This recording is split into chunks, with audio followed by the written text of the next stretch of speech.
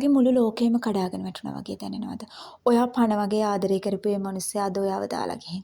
සමහර විට ඔයා දැන් කරන්නේ පරණ chat බලබලේ මතකයන් එක තනියම අඬන එක වෙන්නේ නැති. මම මොනවා කරලාද මට මෙහෙම වුනේ කියලා ඔයා දහස් වාරයක් හිතෙන් අහන්නේ නැති. ඔයා දන්නවද මනෝවිද්‍යාවේ කියනවා ආදර සම්බන්ධතාවයක් බිඳී යාම කියන්නේ මිනිස්සෙක්ට දැනෙන දරුණුම මානසික වේදනාවක් කියලා. හැබැයි මම අද ඔයාට කියනවා මේ වේදනාව ඔයාගේ ජීවිතයේ ලොකුම ජයග්‍රහණය කරගන්නේ කොහොමද කියලා. වීඩියෝ එක ඉවර වෙනකම් අහන්න. මොකද අන්තිම තප්පරේ වෙද්දී ඔයා අඬන එක නතර කරලා ඔයාව දාලා ගිය අය රිදෙන්න දිනන හැටි මම කියලා දෙනවා. සර්පෙක් Tamanගේ හැව අරින හැටි ඔයා දැකලා තියෙනවද? ඒක සර්පයාට හරිම වේදනාවක්. හරිම අමාරු කාලයක්. හැබැයි පරණහම ගලවලා දැම්මේ නැත්තම් සර්පයාට ලොකු වෙන්නවත් ශක්තිමත් වෙන්නවත් බෑ. බ්‍රේක්අප් එකක් කියන්නේත් අන්න ඒ වගේ දෙයක්. ඔයාගේ ජීවිතේට නොගැලපෙන කෙනෙක් ඔයාගෙන් අයින් වෙලා යන්නේ ඔයාට තව ලොකු ගමනක් යන්න පාර හදලා දෙන්නයි. ඒ වෙලාවට හැම ගැලවෙනවා වගේ වේදනාවක් දැනේ. හැබැයි මතක තියාගන්න ඒ අලුත් හැව ඇතුළේ ඉන්න මීට වඩා දහස් ගුණයකින් ශක්තිමත් ඔයාමයි කියලා.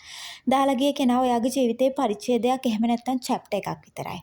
මුළු පොතම නෙවෙයි කියලා මතක තියාගන්න. ලෝකෙ දිනපු මිනිස්සුත් ආදරේ ඉදිරියේ දන ගහපු වෙලාවල් තියෙනවා. සකීරා අවුරුදු 11ක ආදර සම්බන්ධතාවයක් බ්‍රේක්අප් වුණාම එයා ලොකු කම්පනයකටපත් වුණා.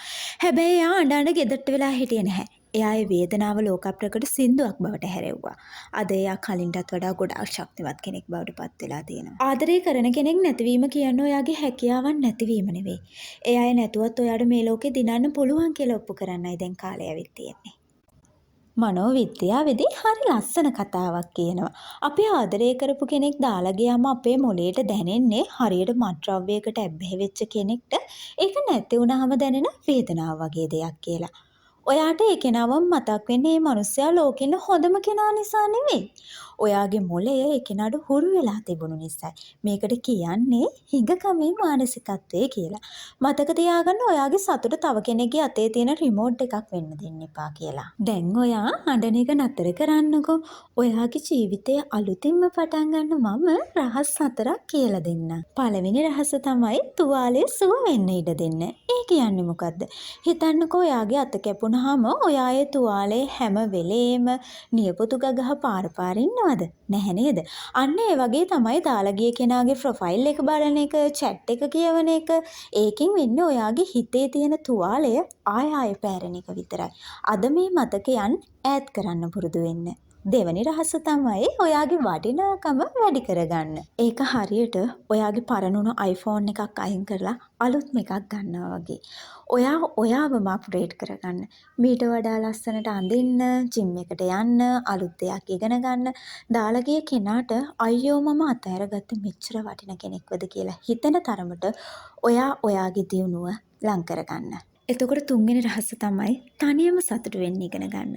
ගොඩක් අය හිතන්නේ සතුටු වෙන්න තව කෙනෙක් ඕනෙමයි කියලා. ඒක හරියට චක්‍රලේඛයක් වගේ කියලා. ඒක නතර කරන්න. තනියම ෆිල්ම් එකක් බලන්න යාළුවෝ හම්බෙන්න ඔයා තනියම සතුටින් ඉන්නවා දකිද්දි දාලා ගිය අයට ඒක ලොකුම පරාජයක් වෙනවා. හතරවෙනි රහස ස්තුතිවන්ත වෙන්න. එයා දාලා ගිය එක ගැන සතුටු වෙන්න. මොකද ඔයාට ආදරේ නැති කෙනෙක් එක්ක ජීවිත කාලෙම ඉන්නවට වඩා දැම්ම මේක ඉවරුනේ එක ඔයාට ලැබුණු වාසනාවක්. ඒ කියන්නේ ඔයාට ගැළපෙන ආදරේ ඇත්තටම හම්බ වෙන පාර පෑදුනා කියන එකයි. ඉතින් ඔයා මේ වීඩියෝ එක ඉවර කරලා ෆෝන් එක තිබ්බට පස්සේ හයියෙන් හුස්මක් ගන්න. අදින් පස්සේ ඔයාගේ ඇස් වලින් කඳුළු වැටෙන්න ඕනේ මේ මිනිස්සයා වෙනුවෙන් නෙවෙයි. ඔයාගේ අලුත් ගමන වෙනුවෙන්. අලුත් ඔයා පරණ ඔයාට වඩා ගොඩාක් ලස්සන වෙයි.